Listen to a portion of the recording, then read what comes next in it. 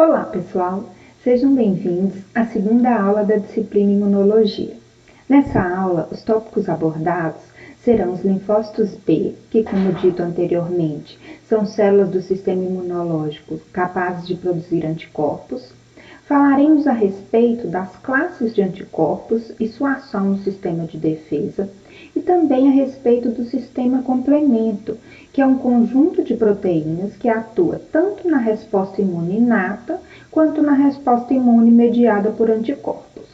Abordaremos ainda nessa aula os linfócitos T, seus tipos e funções. Vamos lá então.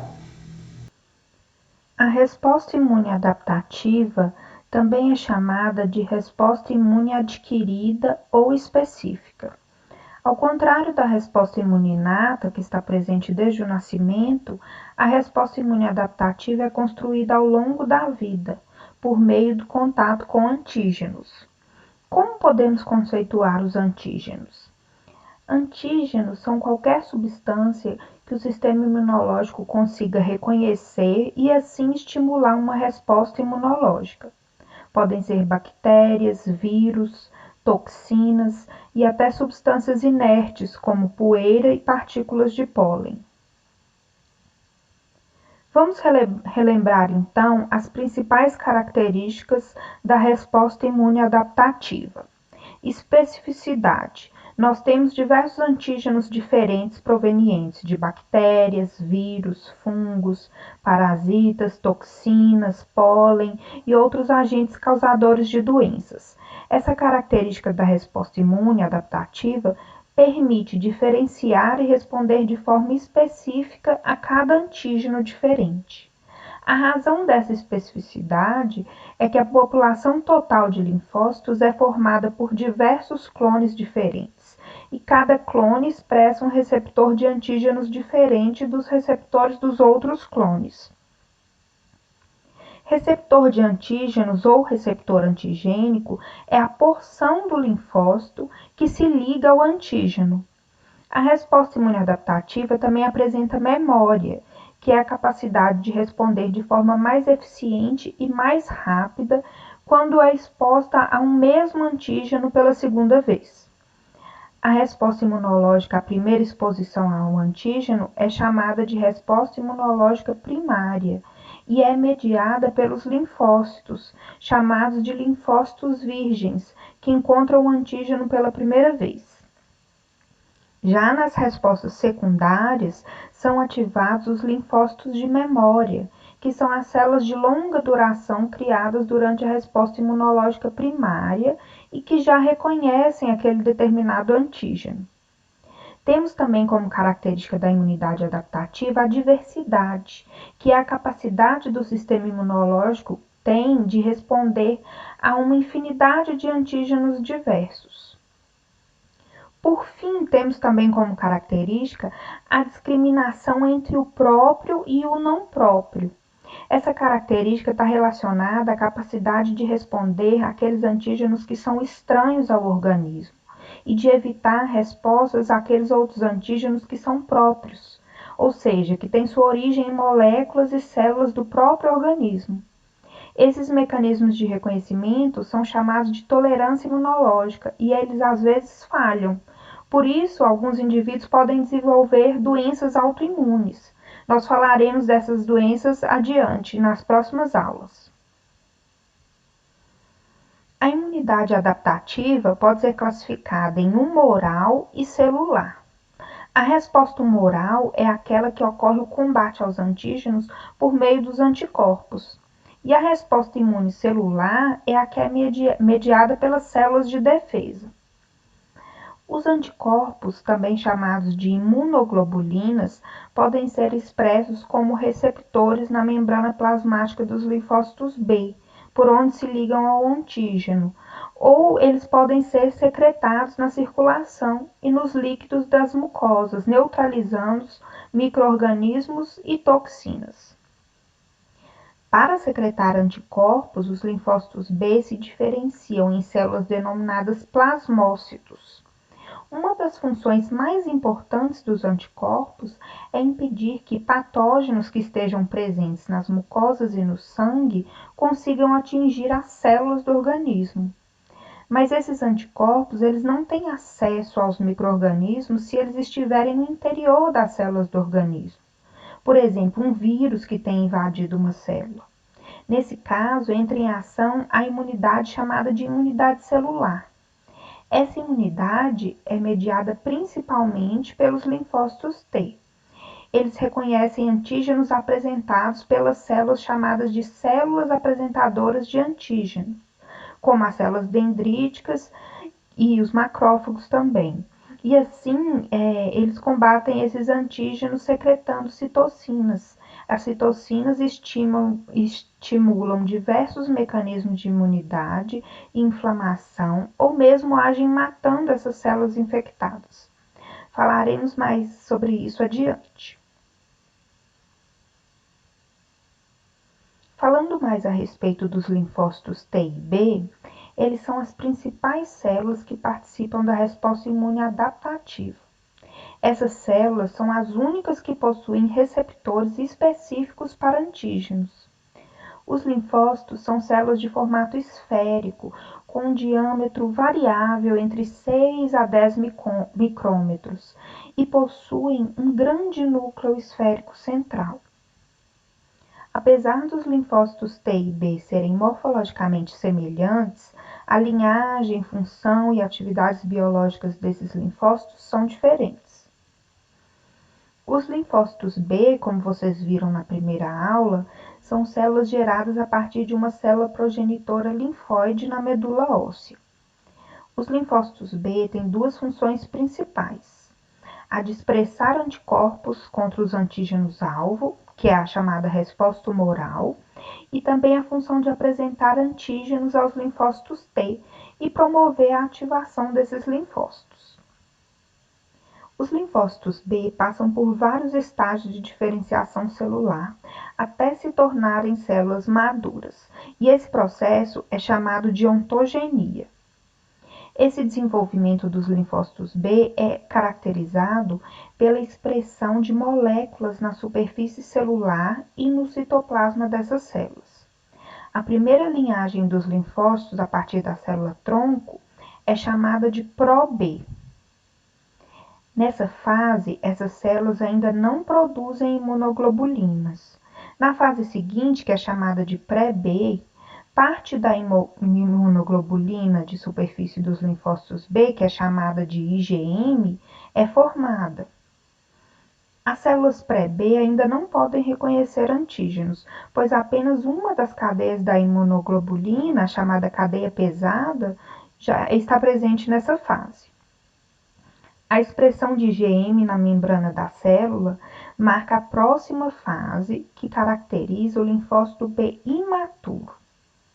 Por fim, seguindo seu processo de amadurecimento, os linfócitos B que passam a apresentar na sua membrana, além das imunoglobulinas IgM, as imunoglobulinas IgD também, eles passam a se chamar linfócitos B maduros e estão prontos para serem ativados por antígenos. A resposta imunológica mediada por anticorpos, ou também chamada de humoral, defende o organismo contra os micro-organismos de diversas maneiras. Os anticorpos se ligam aos micro-organismos e os impedem de se desligarem das células infectadas, neutralizando assim a ação desses micro-organismos. Os micro-organismos ou antígenos de qualquer outra natureza que são recobertos por anticorpos são chamados de opsonizados. Isso significa que eles estão marcados e assim podem ser reconhecidos por células fagocíticas, como os neutrófilos e os macrófagos, que expressam receptores para esses anticorpos. Além disso, os anticorpos também atuam ativando o sistema complemento, que é um conjunto de proteínas que atuam no sistema imune adaptativo e inato, que nós falaremos mais adiante. A unidade estrutural básica de um anticorpo, ou também chamado de imunoglobulina, é composta de duas cadeias pesadas idênticas e duas cadeias leves idênticas, que são ligadas por pontes de sulfeto, como vocês podem observar na figura. Regiões variáveis das cadeias pesadas e leves formam os locais de ligação com os antígenos. E essa variação nessa região é o que garante a especificidade que os anticorpos apresentam e também a sua diversidade. Enquanto as regiões constantes das cadeias pesadas interagem funcionalmente com outras moléculas do sistema imunológico. Vamos aprender um pouco de cada classe, ou também chamados isótipos dos anticorpos. A IgM é considerada de resposta primária e é produzida nas fases agudas iniciais das doenças que desencadeiam resposta humoral. É uma imunoglobulina encontrada também na superfície dos linfócitos B, realizando a função de receptor de antígenos. Esses anticorpos têm uma função aglutinadora muito eficiente, ou seja, fazem com que os antígenos se aglutinem e sejam mais facilmente fagocitados pelas células fagocíticas.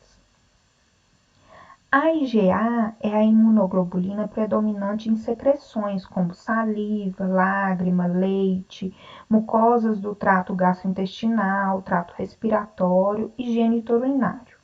O principal papel da IgA é proteger o organismo de invasões virais ou bacterianas através das mucosas e é uma importante linha de defesa imunológica primária contra infecções locais em áreas como tratos respiratório e gastrointestinal. A IgG está igualmente distribuída nos compartimentos extracelulares e é a única imunoglobulina que normalmente atravessa a placenta. Isso possibilita à mãe transferir sua imunidade ao feto, passando a ele uma resistência considerável a várias infecções. Esse é o principal anticorpo nas respostas imunes secundárias e também atua na inativação de toxinas. Células fagocíticas, como os macrófagos, possuem receptores para IgG. Essas células aderem às bactérias revestidas com esse anticorpo e combatem esses patógenos. A IgE está presente no soro em baixas concentrações. É encontrada na membrana de superfície de basófilos e mastócitos. Tem um papel importante na imunidade ativa contra parasitas e helmintos, atraindo os eosinófilos para o local da infecção. Esse anticorpo também está presente nas reações alérgicas. E ainda temos a IgD, que não está no slide, mas que, como já foi dito, é expressa juntamente com a IgM na superfície dos linfócitos B maduros. A sua presença serve como um marcador da diferenciação de células B maduras. Essa imunoglobulina está presente no soro em concentrações muito baixas. A sua função está relacionada à eliminação de células B capazes de reagir com antígenos próprios do organismo. A mudança da classe das imunoglobulinas, também chamada mudança do isótipo, comutação do isótipo ou recombinação de classe, é um mecanismo biológico que altera os anticorpos de uma classe para a outra de acordo com o estímulo antigênico que o linfócito B recebe. A IgM e a IgD são as primeiras imunoglobulinas a aparecerem na superfície do linfócito B. E como já dissemos, a expressão dessas moléculas faz parte do processo de maturação dos linfócitos na medula óssea. Assim, qualquer antígeno na resposta imune primária interage inicialmente com uma IgM ou uma IgD na superfície do linfócito B maduro e virgem. Uma das consequências dessa ativação é a troca da porção constante da cadeia pesada de IgM ou IgD para IgG, IgA ou IgE. Nesse processo, as porções variáveis das cadeias pesada e leve permanecem as mesmas, mantendo dessa forma a especificidade antigênica do anticorpo. A partir dessa troca de classes, a resposta imune torna-se mais diversificada, já que as diferentes classes de imunoglobulinas apresentam diferentes funções. Agora vamos falar um pouco do sistema complemento e a ativação de suas proteínas. O sistema complemento é constituído por uma família de cerca de 30 glicoproteínas plasmáticas, sintetizadas principalmente no fígado, mas também por macrófagos e fibroblastos. Cada componente ativado no sistema complemento adquire atividade proteolítica, ou seja, atividade enzimática, ativando os elementos seguintes em cascata. Ao longo do processo, ocorre a produção de diversos mediadores que alteram a permeabilidade vascular e contribuem para o desenvolvimento da resposta inflamatória. As principais funções das proteínas do complemento são a citólise, que ocorre por meio da formação do complexo de ataque à membrana, que provoca o surgimento de poros na membrana do antígeno, rompendo a integridade da bicamada lipídica da membrana plasmática desse antígeno. Outra função do sistema complemento é a opsonização de micro-organismos estranhos, ou mesmo de partículas. Ou seja, o que é essa opsonização? Esses micro-organismos são marcados para facilitar o seu reconhecimento pelas células fagocíticas e assim a sua eliminação. Outra função é a ativação de mediadores de inflamação e a ativação de mastócitos, e também o aumento da permeabilidade vascular. Todos esses fatores contribuirão para aumentar a resposta inflamatória provocada pela ativação do sistema complemento. Esse sistema complemento também tem função de limpeza de imunocomplexos, ou seja, os imunocomplexos opsonizados encontram receptores na superfície dos eritrócitos que podem levá-los ao baço e fígado para fagocitose e eliminação. Para que o sistema do complemento exerça as suas funções, ele deve ser ativado, originando assim uma série de fragmentos com diferentes características e funções específicas. Há 3 maneiras para ocorrer a ativação do sistema complemento: a via clássica, a via alternativa e a via da lectina.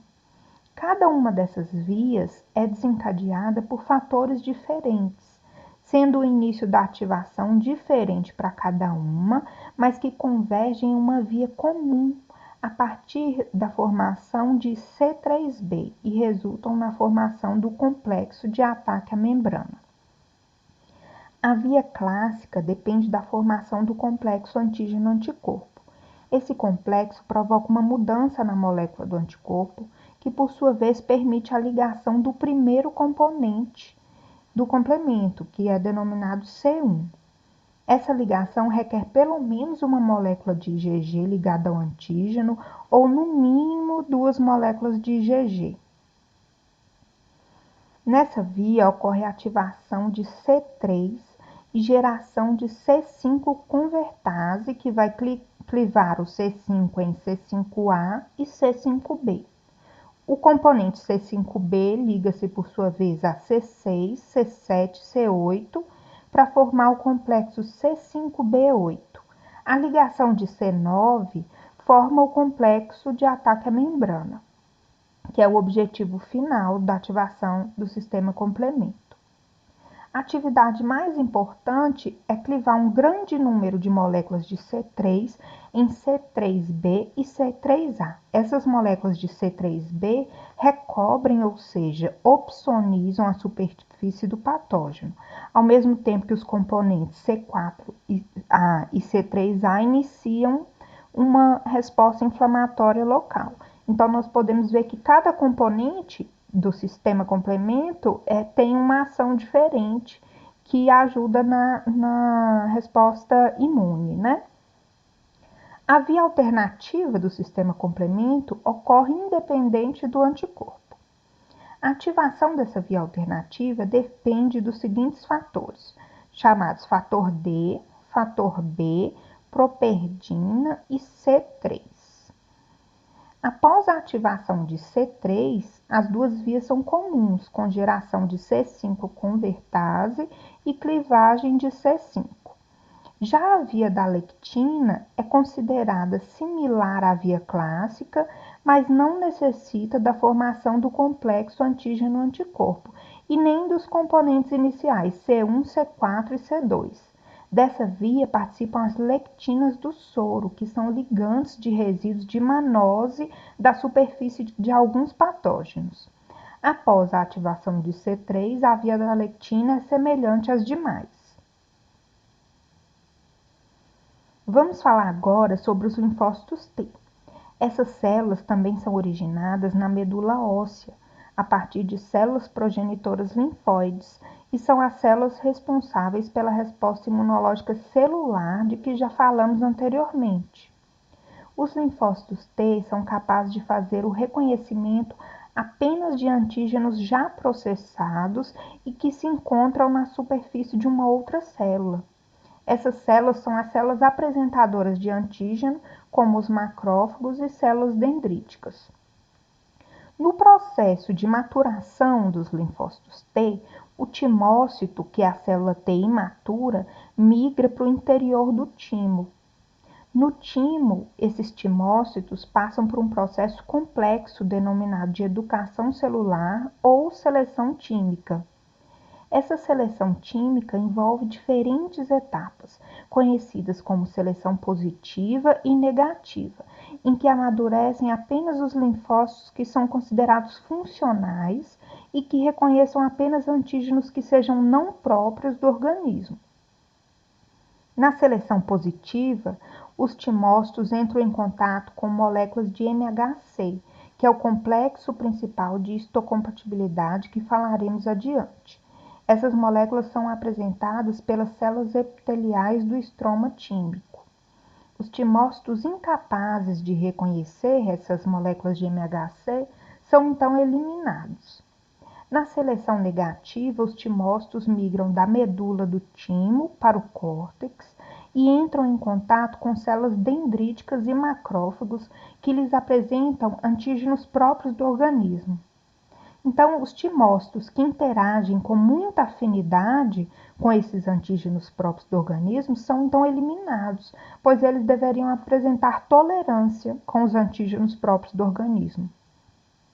Ao final dessa maturação tímica, os linfócitos T selecionados migram para a corrente sanguínea e para os órgãos linfóides periféricos. Funcionalmente, os linfócitos T são separados de acordo com seus receptores de antígenos. Esses receptores têm estruturas semelhantes à das moléculas de imunoglobulinas. A expressão de CD4 ou de CD8 receptores também define duas subpopulações funcionais principais de linfócitos, que são os linfócitos TCD4, que geralmente funcionam como células T auxiliares, que atuam ajudando na função de diferentes células do sistema imune, ativando essas células. E os linfócitos TCD8, que geralmente funcionam como células T citotóxicas responsáveis pela lise de células-alvo, ou seja, células infectadas, ou células tumorais. Então, o linfócito T auxiliar, ou também chamado linfócito T helper, como já foi dito, possui receptor CD4 na superfície. Essa célula é o mensageiro mais importante do sistema imune. Ele envia mensagens para ativar outros leucócitos contra os agentes agressores. O linfócito T auxiliar é a célula que interage com os macrófagos, reconhecendo o epítopo antigênico que lhe é apresentado. Existem dois tipos de linfócito T auxiliares, o TH1 e o TH2, e eles se diferenciam pelo perfil de citocinas que secretam. O TH1 secreta interleucina 2, interferon gama e fator de necrose tumoral. Essas citocinas ativam macrófagos, linfócitos T citotóxicos e também células NK. Já os linfócitos T auxiliares TH2 produzem e excretam as interleucinas 4, 5, 10 e 13, que possuem capacidade de estimular a proliferação de linfócitos B e a produção, por esses linfócitos de imunoglobulinas, além de influenciar na ação de mastócitos e neutrófilos. Então, podemos dizer que os linfócitos TH1 estimulam a imunidade celular, atuando na defesa contra patógenos intracelulares, enquanto os TH2 estimulam a imunidade humoral, que é mediada por anticorpos. Os linfócitos TCD8, também chamados de citotóxicos, estão envolvidos principalmente nas respostas antivirais, possuindo também atividade antitumoral. Após a adesão às células-alvo, apresentando um antígeno associado, os linfócitos TCD8 se proliferam e, em um encontro subsequente, podem eliminar por citotoxicidade qualquer célula que apresente esse mesmo antígeno específico, independente da presença de moléculas estimulatórias. Esses linfócitos TCD8 também atuam induzindo a apoptose na célula-alvo pela ação de perforinas, que são proteínas que formam poros nessas células e provocam sua ruptura. O complexo principal de histocompatibilidade, também chamado de MHC, é um grupo de genes comum a todos os vertebrados e tem um papel importante no sistema imunológico. Esses genes codificam proteínas de superfície das células que se ligam aos peptídeos antigênicos e são apresentados às células do sistema imune para reconhecimento. Dessa maneira, o complexo principal de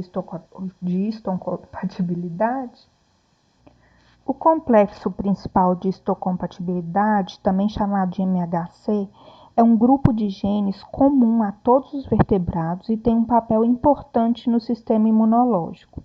Esses genes codificam proteínas de superfície das células que se ligam aos peptídeos antigênicos e são apresentados às células do sistema imune para reconhecimento. Dessa maneira, o complexo principal de histocompatibilidade é muito importante nos processos que envolvem transplantes e também nas interações celulares que ativam uma resposta imune adaptativa. Nos seres humanos, os produtos de codificação desse grupo de genes são os antígenos leucocitários humanos, também chamados de HLA.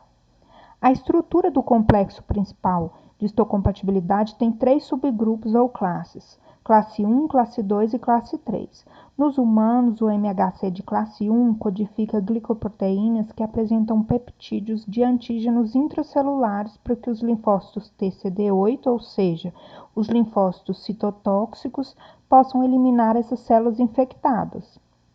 Já o MHC de classe 2 codifica glicoproteínas que apresentam peptídeos extracelulares para os linfócitos TCD4, e esses ativarão outras células para que ocorra a resposta humoral, ou seja, a produção de anticorpos contra esses antígenos.